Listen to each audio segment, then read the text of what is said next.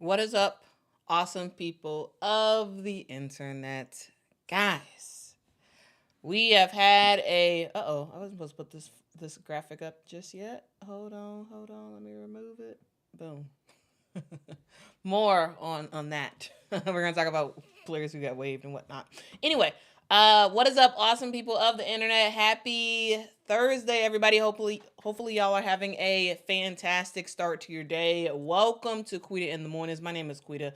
We are in the mornings and we talking about some women's hoops. So make sure to grab your coffee, grab your tea, grab your oatmeal, and let's get into it. Okay, so we got a lot to talk about today. The theme of this show is everybody's mad. That's the thing. People are very, very upset because the WNBA starts tomorrow. The regular season starts tomorrow. And that means that a lot of players have needed to get cut from their teams.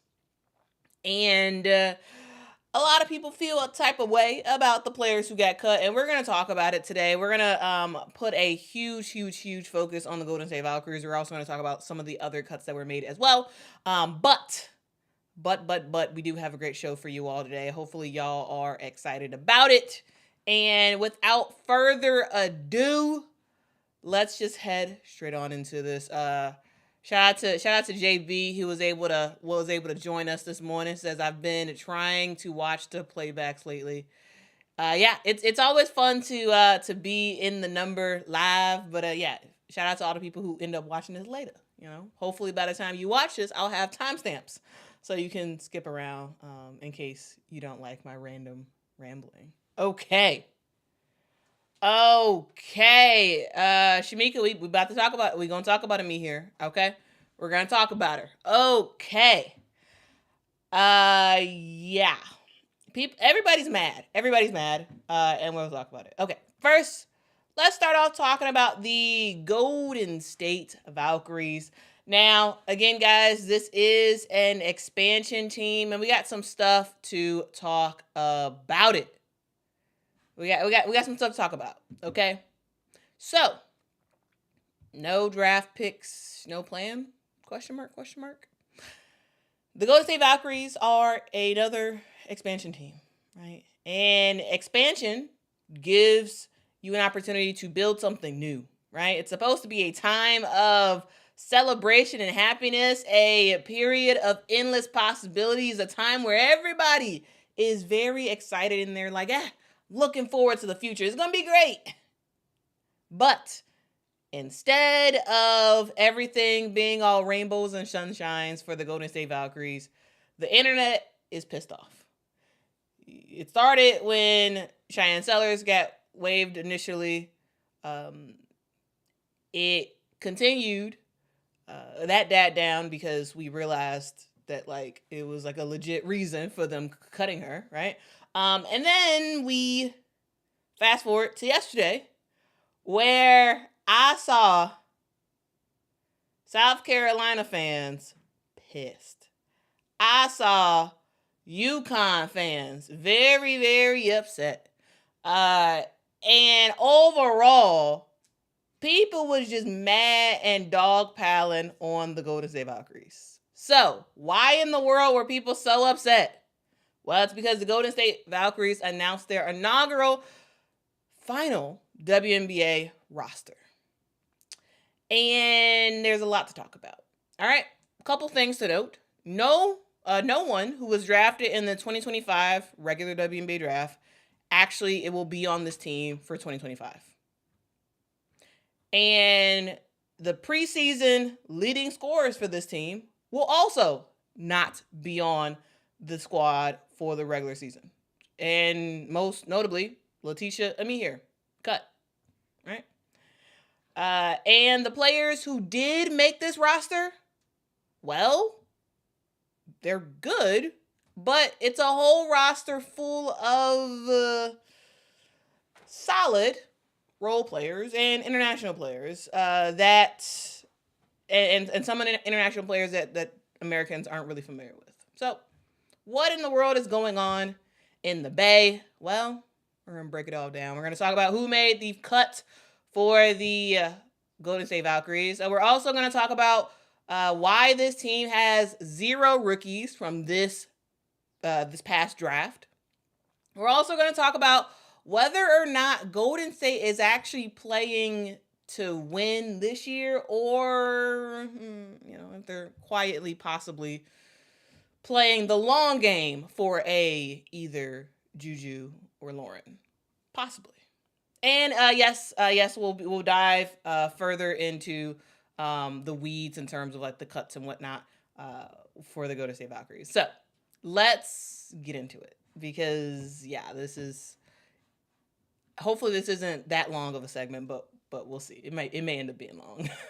Okay, so first, who made the team? Okay, well, we have our roster of 12, and let's actually talk about who is going to be on the squad. So we first have Carla Late. She is a rookie from France. She actually was drafted as the 9th pick in the 2024 WNBA draft to Dallas. And she didn't play for Dallas last year. She ended up getting picked up by the Golden State Valkyries in the expansion draft. All right. We're also going to see Tiffany Hayes on this team as well. I believe she's a 12-year vet. She's been around for a long time. She was with the Las Vegas Aces last year. She retired and then came back. Was the sixth woman of the year. She was fantastic with the Aces last year, but again, came off the bench for this team. She ended up signing with the Golden State Valkyries as a free agent. I believe this is the only free agent signing that the Golden State Valkyries ended up having. So that's pretty interesting, right? We also see Kate Martin on this team. She is a second-year player. Went to Iowa. Went to the Las Vegas Aces last year, ended up making the team. Not only did she get drafted, she ended up making the team. Was a pretty solid player off the bench. She played initially quite a bit for the Las Vegas Aces, but once they fully got healthy, she commenced to just sitting on the bench for the remainder of the year for the most part. She's a solid player, but in some aspects, it seems like she is like being put up there as like one of the faces of this team, which is like very interesting for a player who, like, in my opinion, should not be a starter at all on this team. It's very interesting that, like, anyway, that neither here nor there. She's great. She's a great player and whatnot, but like the whole, like, it seemed like she is the star of the team, which is weird because her talent level does not equal that. But anyway. We also have Veronica Burton as well. She was also an expansion pick as well. She's a young player. I believe last year she's pretty good. She can play, like, she's a pretty good guard and can make some stuff happen. We also see Julie Van Loo. She is a international vet. She was with the Las Vegas. She was with the Washington Mystics last year. She is someone who can be pretty crafty. She can knock down some cool shots and whatnot. So that's kind of fun to see. Again, she was with the Mystics last year. Likely will be someone who gets a lot of minutes, possibly a starter for this team going forward. All right. We also have Kayla Thornton as well. Kayla Thornton had a pretty huge role, in my opinion, as a role player for the championship, the reigning champions now, the New York Liberty. She was someone who was a defensive player for the New York Liberty. She also was someone who just kind of like hung out, especially around that corner 3 area, and would knock down shots and whatnot. And so that's kind of fun. Again, she's not a star. She probably will be a starter for this team, which will be pretty interesting. In my overall, my opinion about this team is that for the most part, all of these players are role players who are like really good assets off the bench. None of them, in my opinion, are true starters, with the exception of, I would say, possibly like Tiffany Hayes or something like that. But like for the most part, these are like really good players who on most other teams would probably be coming off the bench. So I'm not going to repeat myself to say that for everybody. That's my blanket statement for everybody. Okay? That's my blanket statement. Okay, anyway, Kayla Thornton, she's a defensive player. She can knock down some shots when she's open, and was picked up on the expansion draft. We also have Stephanie Talbot as well, another expansion player. We have Janelle Saloon. She is a international player who I believe this is her first year playing in the W. She earned a spot despite missing the first 2 weeks of training camp due to her commitments overseas. She plays with an Italian team, and her team was trying to make it to the championship, and so she had to play. She had to be overseas, so she missed the first 2 weeks of training camp. But even with that, she still made the team. Supposedly, she should be available and ready to play tomorrow for the home opener, or for the season opener, I should say. We also have Cecilia Zandalicini from the Minnesota Lynx. She was also picked up in the expansion draft. This is someone who didn't play a ton of minutes with the Minnesota Lynx, but she can knock down shots. All right. Then we also have Timmy Fagbenle. You all know her from the Indiana Fever last year. She is a really good role player. She can run the floor. She can score at the rim. She can just be a huge hustle player for this team. We also have Monique Billings, someone who has been in the WNBA a long time, a really good role player, someone who can just figure out ways to score, figure out ways to impact her team, and can just make some stuff happen, right? And then we also have Kyra Linskens. She is a Belgian national player who ended up securing a spot on this roster in a somewhat surprising fashion. I did not think she was going to ultimately be on this roster, but she did make it, and she's looking to make some noise in the WNBA. So this is a team that I just went through. I just went through this team. I just talked briefly about these players. Yes, I can probably spend 5 minutes on each player, but I don't have that type of time, so I just kind of glanced over these players to kind of give you all a decent idea about this team. Some things to note is that we see 9 players from the expansion draft actually make the final roster. This is a team that heavily is relying on, experience, overseas experience in particular, right? 9 players from the expansion draft. This is also a team that when it comes to the actual regular draft that happened, not the expansion draft, but the regular 2025 draft, this is a team that will not suit up a player from the draft that happened a month ago. Okay? You got Eustace Yosite. She was the number 5 pick for the Golden State Valkyries. She will not be suiting up with the team until at least 2026. Then, in the second round, you draft Cheyenne Sellers. She got waived, which I totally understand. Totally understand. And then you have Caitlin Chen, who was picked in the third round. She's also waived. Understand that as well. But the result is a full draft class for your inaugural season. They've all vanished. They're gone. They're not here for this year. Maybe your first round pick will be here next year, but she's not here this year. Your second round pick is gone. Your third round pick is gone. And again, when you talk about expansion teams, you want to build on excitement, like get people excited. You don't have a star. You don't have like a legacy. So using the draft and buying a lot of goodwill and whatnot, that's helpful, right? That could be pretty helpful. But unfortunately, for this team, they won't have anybody. They will not have anybody from the WNBA draft. Now, let's talk about the cuts real quick. Let's talk about the decisions that kind of lit WNBA Twitter on fire. Okay.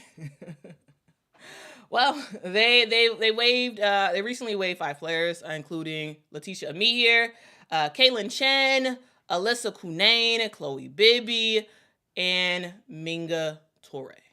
All 5 are gone, and for the most part, 3 of them understandable, right? Absolutely get those. But for 2 players, it is a little awkward, I would say. You have Laeticia Amihere and Minga Torre, who both were the best players on the team during preseason in terms of like points scored and whatnot. It's interesting, okay? We have Minga Torre, who didn't really play that much in the Valkyries' first game against LA, but she did go on to dominate in the Golden State Valkyries' second preseason game against Phoenix. So she played against the Phoenix Mercury, and she did really, really well, right? She scored 19 points off the bench. I believe she shot like 44% from the 3 or something like that. Like she was very good in that game. Very, very good in that game. And then you have Laeticia Amihere, who was like flip-flop, right? So Laeticia Amihere didn't play that great in the second game against Phoenix, but that first game, like sort of like preseason home opener, Laeticia Amihere was fantastic in that game. Like she got the crowd off their feet. 20 points in 19 minutes in her first preseason game. She shot 60% from the field. She shot really well from the 3. This was someone who hustled. She produced. She made some stuff happen. And for 2 of your players who played very well in preseason, somehow they both got cut. It's very interesting. It's very, very, very interesting. So this leads us to the strategy that I think the Golden State Valkyries has. Let's talk big picture. So what exactly are the Golden State Valkyries trying to do?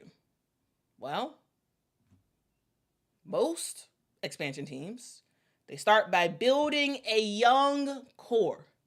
You draft well, you develop those players, and you build chemistry over time. It's like bricks. Like it just stacks on stacks on stacks, right? And the Golden State Valkyries, they at least in this first year, looks like they are going a different route.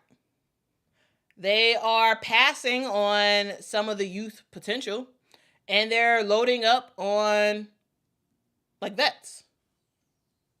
They're loading up on vets like a Tiffany Hayes, Stephanie Talbot, Kayla Thornton, right? They're also loading up on international players like Linskins and Saloon and Van Loo, right? And they have some role players and they're largely built of role players, most of which have never been a real focal point in the WNBA on an individual team. And so, here's the deal. The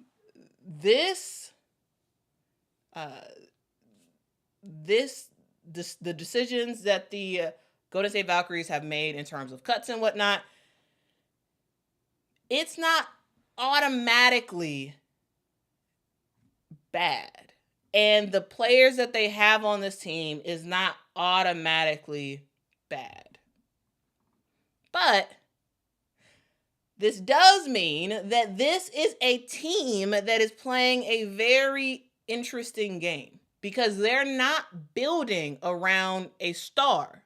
This team seems to be building around a system, Natalie Nakase's system, without a centerpiece player. And here's the deal. There's no disrespect, but systems alone do not win titles in the WNBA. You need a star, at least one. You need someone who you can just say, hey, take the ball and we just need a bucket. Just give us a bucket, right? You need someone, or preferably someone's multiple people, who can get the opposing team to scheme the defense around, right? For the Golden State Valkyries, they do not have that someone or someones. They don't have that. They have what's developing as a coaching philosophy, right? They have a overall system, but they don't necessarily have the scores to actually make that happen right now. Also, you add in the fact that this year is Eurobasket. Uh-oh. No. There we go. Here we go. Okay. You add in the fact that this year is Eurobasket, and you have 5 Golden State Valkyrie players expected to play in Eurobasket. And that means that you're going to be without 5 players for at least 2 weeks, possibly longer. Okay? You have 5 players on this 12 roster team, 5 players who are going to be out. So you can expect we may see some of the players who were cut come back to this team. We may see that because, yeah, like you're gonna have a lot of holes. 5 players are expected to play in Eurobasket. It's not a guarantee that all 5 will, but I'm anticipating that all 5 will. We'll see. We will see what happens. So there will be available roster spots. And for Natalie Nicase, like overall, while despite how other people may feel about the decisions that the Golden State Valkyries have made, Natalie Nicase feels pretty good about what's going on. Right? She said, she was quoted saying, the 12 are connected. You see today, the spacing that we had was probably the best I've seen it. And then in terms of preparing for LA, their first game, they're ready. The details that they picked up, they're on point. And in terms of the cuts, she wasn't happy about having to make certain cuts, but she said it like this. She said, we need more roster spots. That'd be nice. I think having more spots gives us a little bit more leeway. More spots would be nice. So of course, like every coach, she would love more spots because she would love to keep some of the players that she had to cut. Because that's just the reality of it. We need more roster spots in the WNBA. Which leads us to the elephant in the room. Are the Golden State Valkyries looking to work out all the kinks now with largely veteran players and some young players? I'm not saying they don't have any young players. They do. Like Carla Late is like actually very, very young player, right? They have some very young players, but like they didn't get like I was talking about the draft picks in terms of like the youngest players. Anyway, my question is this team trying to work out all of the kinks in Natalie Nicase's coaching system with largely veteran players so that way they can like quietly tank and finish outside the playoffs and finish with a lottery pick and possibly get a first round pick in the 2025 or 2026 WNBA draft? Possibly. Here's the thing. I am not saying that this is like officially their stance because I don't know their stance. But what I am saying is I'm looking at some of the overall decisions that was made. I'm looking at the future of what's coming to the WNBA, and I'm thinking, actually, this would actually make a lot of sense if this is their strategy. All right, because here's the deal. They cut their best performing players from preseason. Now, am I saying that Minga and Leticia are like stars? They're not. No, I think they're role players. I think they are inconsistent role players. Like some of the other players on that are on this Golden State Valkyries team. I'm not saying that those two players are stars. I'm not saying that. But the semi success you saw, those two players are gone, right? And you also have where the three players that you drafted in the 2025 draft, none of them will suit up for your team this year. Your first round pick may be suiting up next year for your team, but not this year. And then you also look at the fact that you have two incredibly talented possible number one picks waiting for their turn in the league. You got Lauren Betts, who for sure is going to be out next year. And then you got JuJu Watkins, who could come out next year or wait the following year to come out. Is this a strategy? Possibly. Because here's the deal. Joe Lacob, he's with the Warriors who own the Golden State Valkyries. He said when this team was announced, or I believe when Natalie Nakase was hired, he said that he expected this team to win a championship in 5 years. Within 5 years, he expects the Golden State Valkyries to win a championship. And if you've been paying attention to the WNBA and the recent championships we have seen, the teams that win a WNBA championship are teams that feature high-level drafted players who grew with their team, and then ultimately with those drafted players, you added in some other players, and you got the championship. Look at last year. With the New York Liberty, right? That sort of key drafted player was Sabrina Ionescu. She was drafted by the New York Liberty, right? And she progressed over time, and you brought in Brianna Stewart, you brought in Jonquel Jones, you brought in a Benijah Laney Hamilton, right? And then boom, you add in some other pieces here and there. You got a good coach, boom, championship. If you look at the Las Vegas Aces, they won 2 back-to-back championships. How did they do it? Through the draft as well. Instead of just having like one core player from the draft, like a Sabrina Ionescu with the Liberty, they ended up having 3 number one picks, right? You had Asia, you got Jackie, you got Kelsey. And then you add in a Chelsea Gray. You add in a really good coach. And then boom. Boom, boom, boom. And if that is the plan to possibly see what you can get in terms of possibly getting a number one pick next year, to get a Lauren Betts or a JuJu Watkins, like that's not a bad strategy. It's not.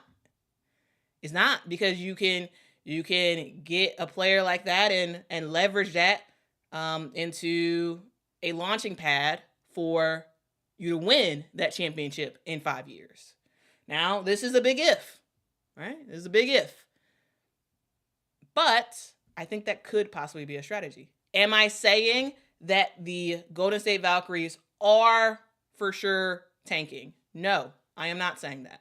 I am not saying that this team is trying to lose. That's not what I'm saying at all. But what I am saying is there seems to be a little bit of, they seem to be kind of comfortable with the possibility of being very bad this year in order to really build out the overall play style that Natalie Nakase wants to work out a lot of the kinks. Then you're drafting out a huge player, and then boom, you can take that and run with it. Possibly, right? Yes, you're right, Shamika. They don't feel the pressure to win this year. Now, in 5 years, Natalie Nakase, she better win a championship or she's getting fired.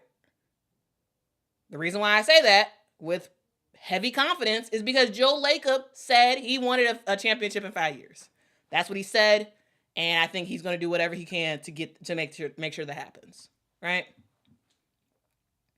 So I'm not saying they're officially tanking. I'm saying they're comfortable with the idea of not being good this year. They're comfortable with that because there may be a bigger strategy at play to kind of get some other players and whatnot. So that's kind of my thoughts there. So I'm curious to hear what you all think about this whole thing.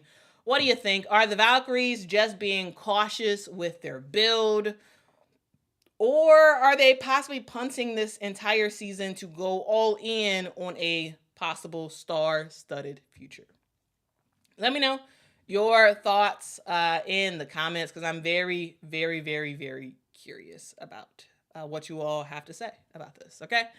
Yeah, I'm very, very curious to hear what you all have to say because here's the deal. This league, we just, there's a lot of unknowns. There's a whole lot of unknowns when it comes to the future of who's going to be the top dog in the WNBA. And the Golden State Valkyries, they want to be that top dog. They do. They absolutely do. So this leads me to spend maybe about 5 to 6 more minutes talking about that one particular cut that they made. And here's the deal. My argument is that Leticia Amihere deserved a spot.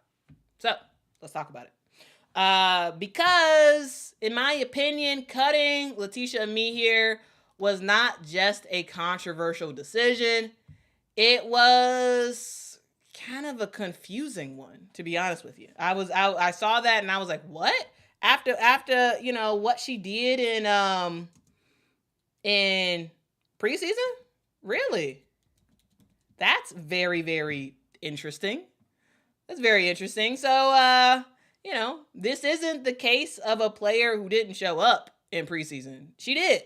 This is a former first-round pick, a national champion in South Carolina, someone who can do a little bit of everything. She can play in the post. She also at times can be a guard because we saw that at South Carolina, right? And this is someone who performed well for Golden State in the preseason. And she still got waived. So let's break it down. What happened, why it happened, and what it says just about how the WNBA is to young players who are not like totally consistent, but have that spark of like possible greatness. All right, so let's kind of talk about it. Let's talk about her preseason play. So game 1 against the Sparks, she shot well in that game. 20 points she had in that game in 19 minutes. She's pretty efficient. She rocked out, and you saw that, and you were like, okay, you're looking pretty good. You're looking pretty good, LA. Like, nice job. 63% from the field. This is someone she was 2 for 4 from the 3-point line, all in 19 minutes. Okay? And then you look at the second game against the Phoenix Mercury, which, her production went down overall, right? She was 2 for 4 from the field, ultimately finished with 5 points in that game, ended up having 2 assists, 2 steals, played about 16 minutes. So, like, yes, overall went down, but you're like, okay, well, maybe that LA Sparks game was enough to make it happen, right? And then we look at her overall, resume as a player, and she's looking pretty good because in 2 games she averaged, again, preseason, so is not the biggest of deals, but something. It's something we can work off of. In 2 games, she averaged 12.5 points a game on around 60-ish% shooting. She, at times did get lost on defense. Absolutely. But, she had some pretty good energy around her. And overall, she played well. Overall, she played like she was trying to make this team. She had that energy, and thought that could have been enough, you know. And here's the deal: Laeticia Amihere is not just some like random walk-on hopeful. She was someone who was drafted. What was it? Was she the 8th pick in the? I think she was. I should have double checked this. I believe she was the 8th pick in the draft in 2023. She was drafted by the Atlanta Dream. She didn't play much with the Atlanta Dream because, again, young player, still, trying to work through the kinks of being a pro. And for her first 2 years, she didn't play much. She didn't play much at all. She ultimately ended up getting waived by the Atlanta Dream. And then the Golden State Valkyries ended up picking her up. Before she came into the WNBA, she played for Don Staley at South Carolina. She's a part of that championship run. This is someone who, at one point at South Carolina, I can't remember if it was the full season or a significant part of a season, but I remember there was a time where South Carolina, I forgot who the point guard was at the time. They had injuries or something, but there was something that happened that forced Laeticia Amihere to play the point.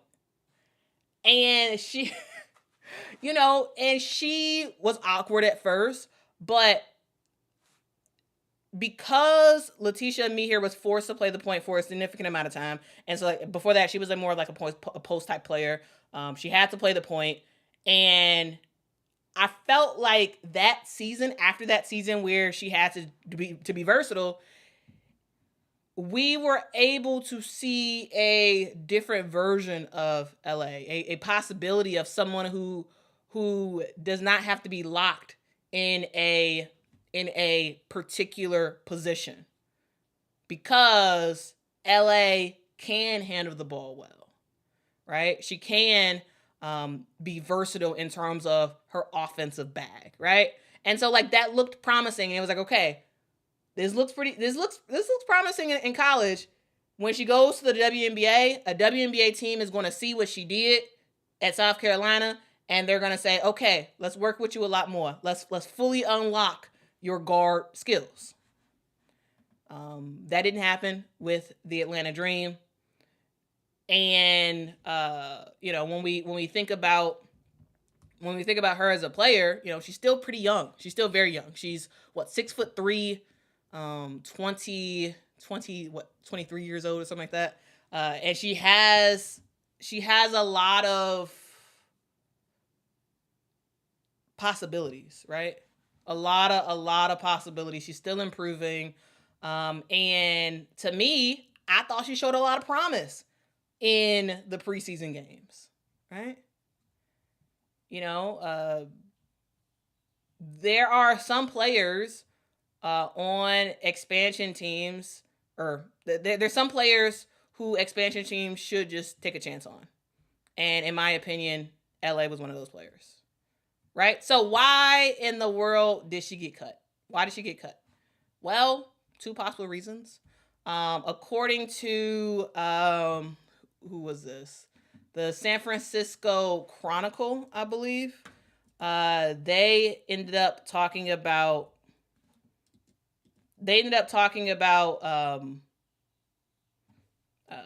how, no, was it the Chronicle? I can't remember.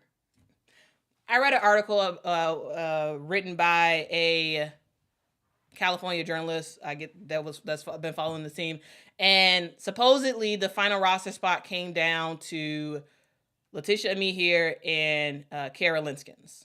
So Amihere is 6'3", Linskins is 6'5", and they decided to go with Linskins because she's taller, and also she is a center. I'm gonna try to find specifically who wrote that, because I don't want to be like that person who just like randomly is saying stuff. I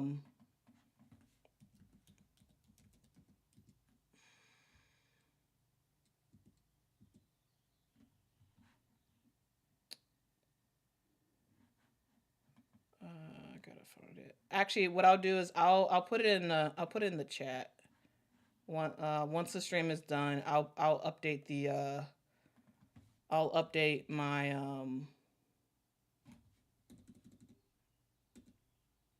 yeah, I'll update my description. I ended up reading something that said that the final spot was between those two. Um and so yeah, but I also don't want to just like say stuff with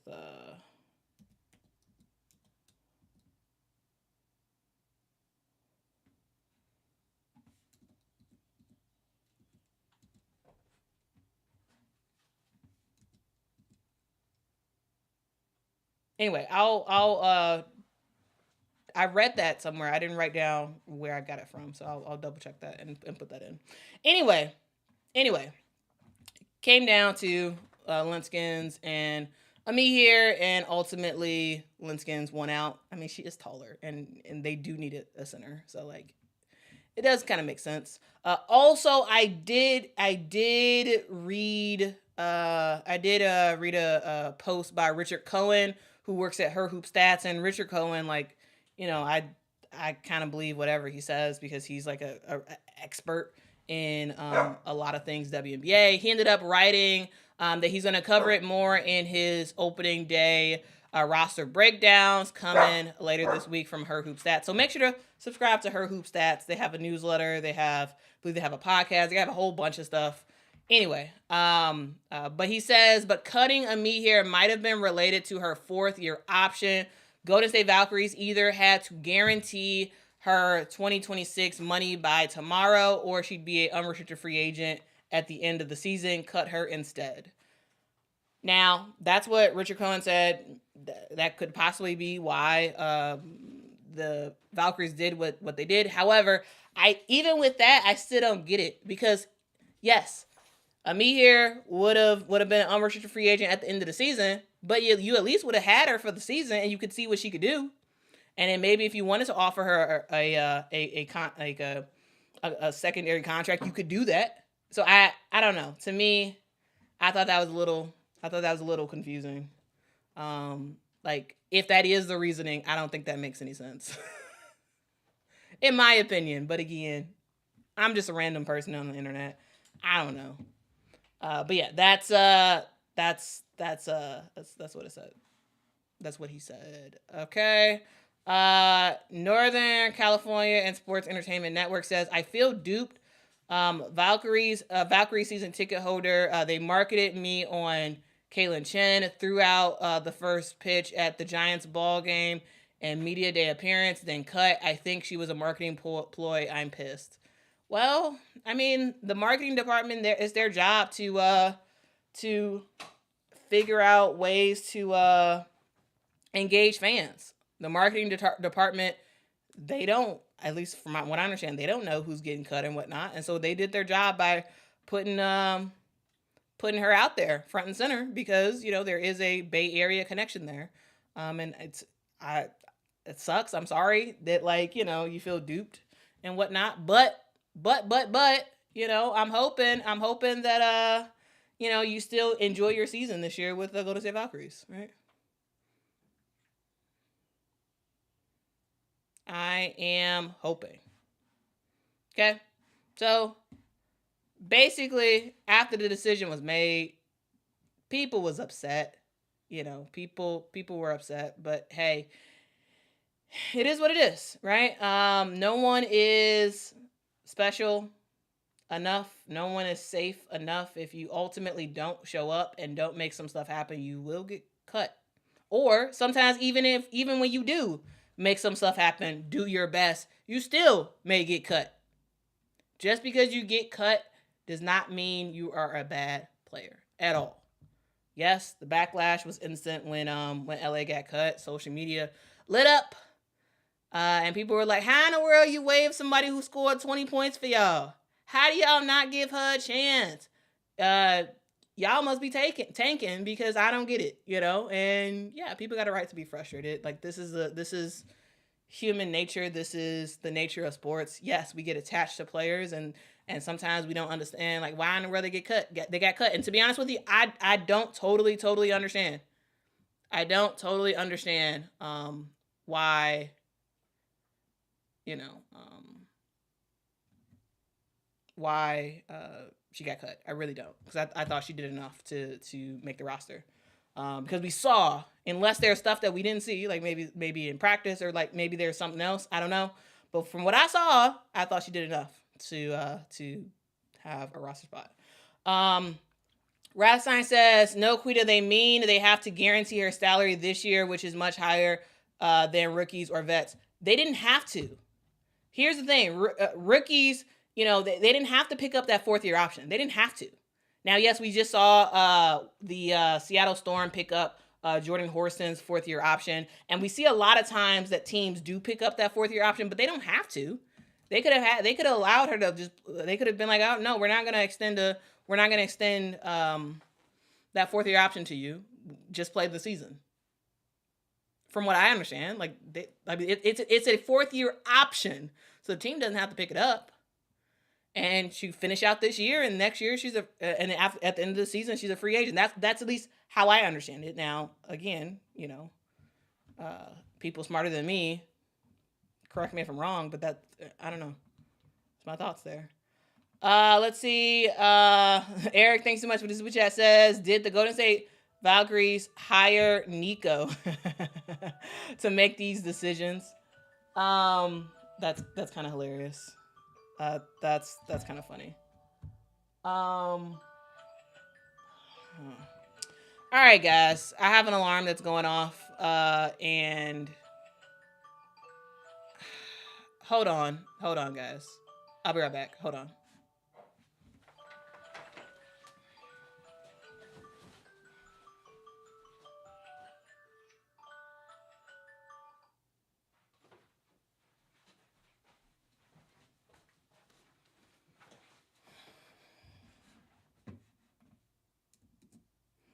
And I'm back. Okay.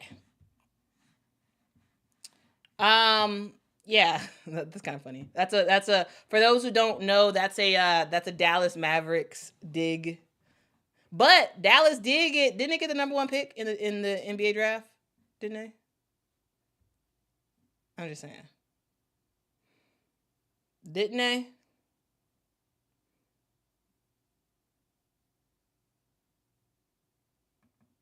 Emmanuel says the question is says, did she want the fourth-year option? Maybe she asked for it in talks. Maybe her manager said was asking for it, and they said nah.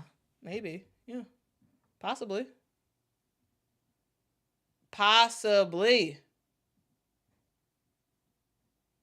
Anyway, this leads us to a bigger issue. This is, I feel like a broken record. I feel like I keep saying the same thing almost every single day. When we zoom out, this conversation, yes, is about Leticia Amihere because I thought she did enough to earn a roster spot. However, this is not just about her. This is about the WNBA's roster problem. Again, we have 156 players maximum that could be in the WNBA. That's it.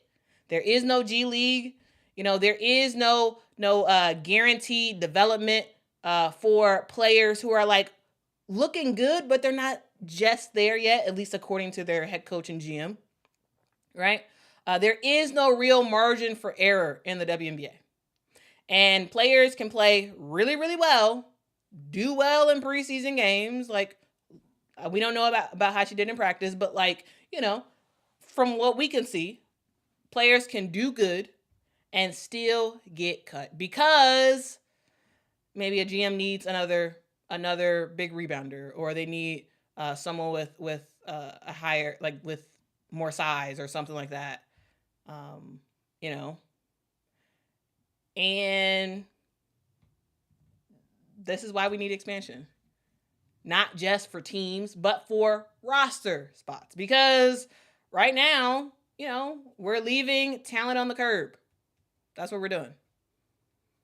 And of course, it hurts the players who are getting cut. It hurts the fans who just watched a player like a Laeticia Amihere ball out of control. And and thought she'd finally get her shot to not only make the team, but to actually play and make an impact, right? You know, she showed up, she showed out, but ultimately she got shut out by getting cut.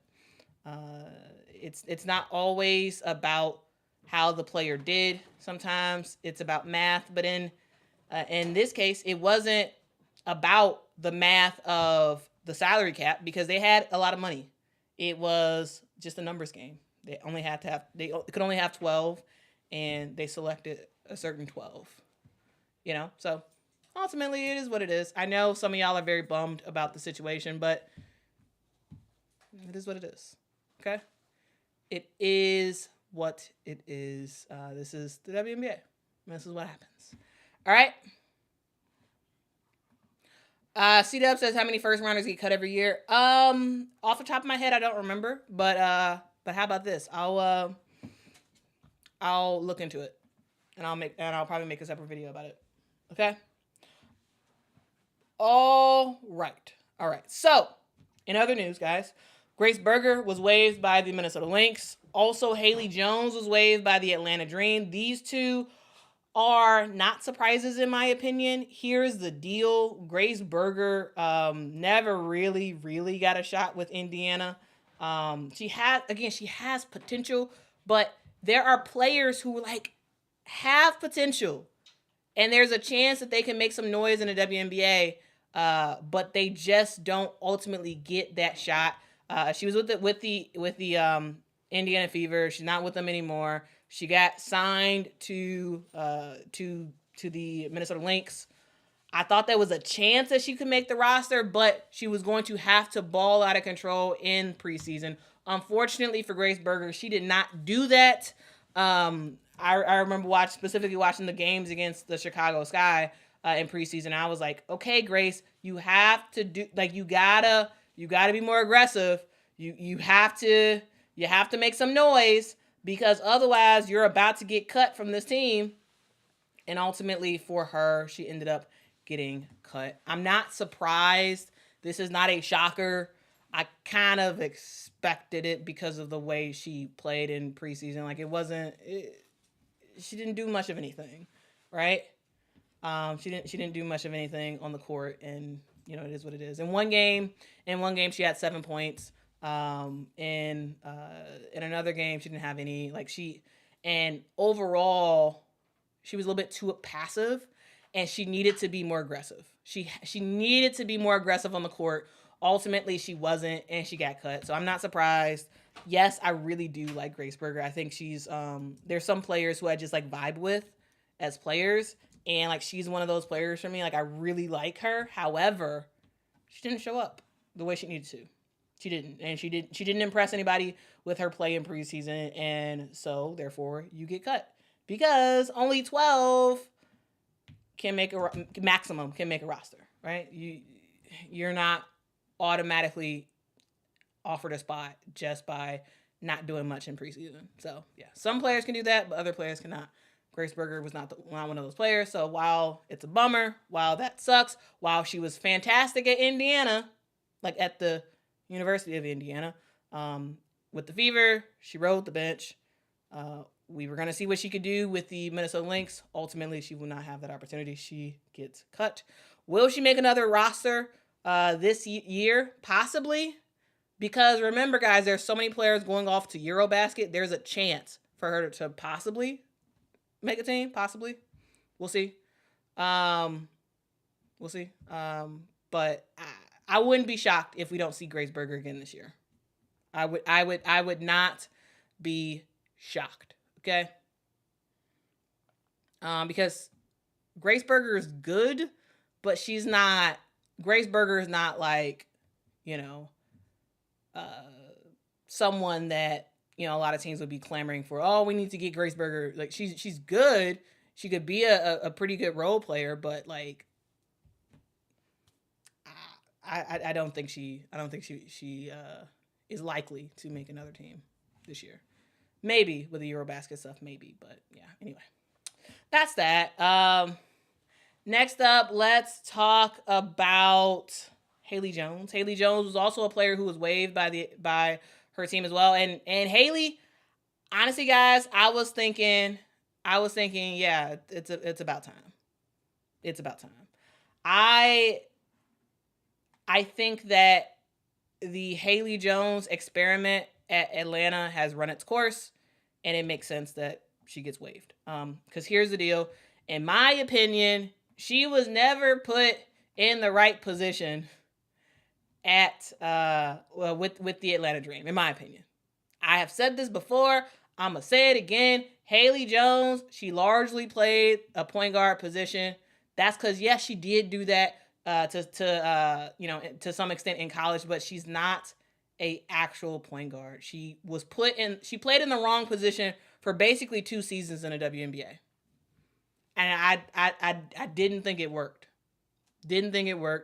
And in some ways, that kind of really hurt her overall development. So instead of developing into more of like a 3 guard, she was playing a position that she was never going to really be successful in. And I thought, okay, the Atlanta Dream get in Carl Semesco. Maybe he can work with her. Maybe some stuff can happen and whatnot. And when I saw preseason, I was like, actually, no. I mean, Haley Jones didn't do anything that was impressive. She didn't. And so again, I wasn't surprised because she didn't play well in preseason. She didn't. And you got a new coach. You got a lot of other players in the door. You have Tahina Powpow, who is a rookie and was dominating the way she was. And so like I was like, well, yeah. When I saw it come through yesterday, I was like, yeah, I'm not surprised. I'm not surprised at all. I think that makes sense. I think Haley Jones has run her course at Atlanta, and she's out the door. Of course, there's a chance she may end up back in the W this year, possibly. Again, remember we do have the Eurobasket stuff happening, so like maybe there's a chance. But really, I really do think that Haley Jones needs to just. I think she really does need to just get back to what she's really, really good at, and she can just be that sort of 3 guard who at times can run point, but like is not a point guard.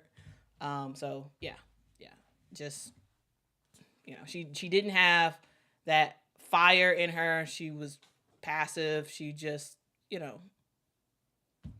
is what it is, guys. It is what it is. But yeah, that's the news. Haley Jones got waived. Yeah, not shocked, but again, I think somebody said that she closed on a house or something like that, and so that's a bummer if that's true. That's what happened recently, and now she gets waived, and now she has to figure out what her next job is or whatever. But yeah, it sucks, but that's how the cookie crumbles. That is how the cookie crumbles. We also saw some other players get waived as well.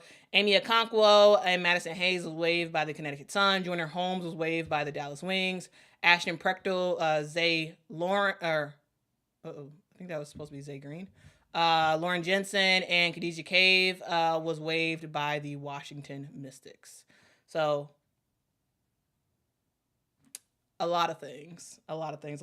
Anyway, that's the stream. That's what happened. A lot of players got waived. It is what it is. This is the time where literally I'm wearing a shirt that says anyone can get got. Yes, anybody can get got. Anybody can get waived for the most part. Especially all the role players can get waived. So, yeah. It is what it is. It is what it is. All right, guys, that's the news. Yes, there was some other news that happened as well, but I don't have time to cover that. Anyway, that's the story. Guys, what do y'all think? Let me know y'all thoughts in the comments below. Make sure you hit that like button, hit that subscribe button for more commentary and whatnot. So, anyway, I'll see you on the next one. Thank y'all so much for rocking with me, and I will see y'all in the next one. Yes, Ari McDonald. I did not talk about her. I will talk about her probably tomorrow. Yes. But yeah, there's not just her. There's some other players I didn't talk about as well. So I'll try to cover it tomorrow. Anyway, I'll see y'all in the next one. Till next time, guys. Bye-bye.